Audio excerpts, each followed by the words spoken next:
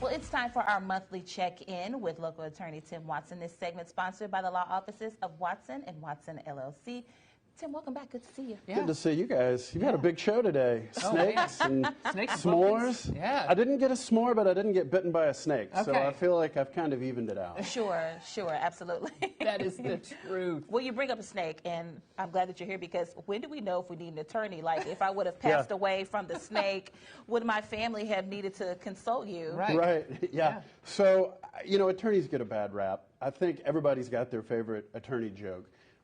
So mine is, why are attorneys buried 10 feet down instead of 6 feet down? Why? Because deep down, we're really not that bad. And I think that's because when something happens, when you get bitten by a snake, somebody owns a snake, this illusionist out here owns the snake and he bit you, you think, okay, I should be able to do something about that, and it's fairly simple. I got a snake bite. I should be able to go to court and talk about it. Why does it have to get complicated?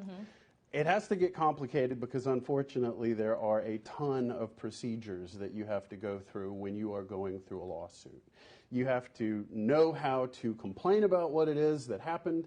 You've got to make sure that you give the other side notice that you've complained, because they have the right to tell their story too. So even though something has happened that seems fairly obvious, you still have to be able to get to the courtroom. Sure. And there's a whole bunch of procedures that happen before you get to the courtroom.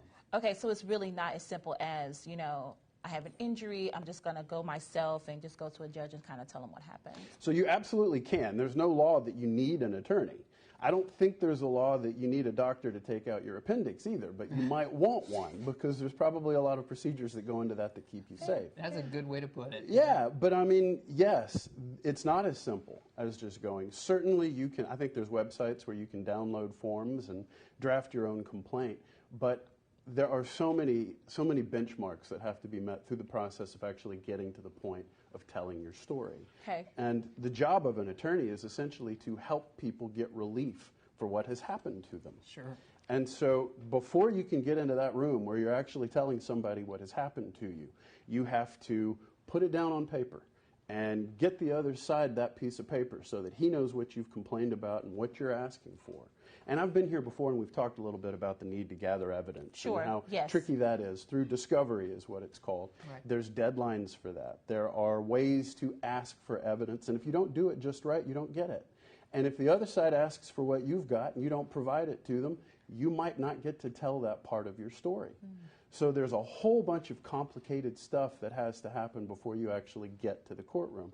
And the main thing that an attorney does, or a big part of what an attorney does anyway, is to help with that procedure. Yeah. And so you can get to that courtroom and tell your story. Sure. And is that the point when you get to tell your story, when you finally go to trial? When is that moment? That yeah, that's the goal. Yeah. That's the goal. Hopefully you get to the courtroom, and that's when you get to tell your story, because your attorney has helped you all the way up to that point. Make sure that you've done everything that you need to do to be able to present the proof for your story, and to be able to sit in front of a jury and tell them what happened to you. But even that is complicated. Everybody's heard the word hearsay. That's a great example of things that can go wrong in a courtroom. And a great reason that hearsay is not allowed. Let's say, Jason, you're accused of killing somebody. Okay. And somebody comes to court and they say, so many people have told me that they saw Jason kill someone, he must have. That's hearsay. Right. You can't have somebody come in and say something that they've heard. Where's the evidence? Where's the evidence? Yeah. So stuff like that is what an attorney knows, and an attorney can help make sure that the other side doesn't get to do stuff like that, that prevents you from being able to tell your story in the way that it needs to be told. I mean, ultimately, an attorney is kind of the MC of the trial. The attorney pulls together witnesses and evidence and documents, sometimes videos, maybe charts and graphs, and they pull it all together so that you can tell your story to this jury and ask for the relief that you deserve. Wow. That's a great way to think about it, I feel like, because oftentimes I don't think about, like you said, all that procedural paperwork or pulling together all the evidence and everything that a professional like yourself would need to do to help us be able to present our stories. Yeah, So, and I think that's why there's so many lawyer jokes, is because it seems like lawyers jump in and complicate things that don't need to be complicated. But they are complicated, and that's why you need us. That's right. And if you do find yourself in need of an attorney, you see the website and the phone number right there. You can reach out to Tim Watson, Watson & Watson. Again, thank you to Watson & Watson for sponsoring this segment.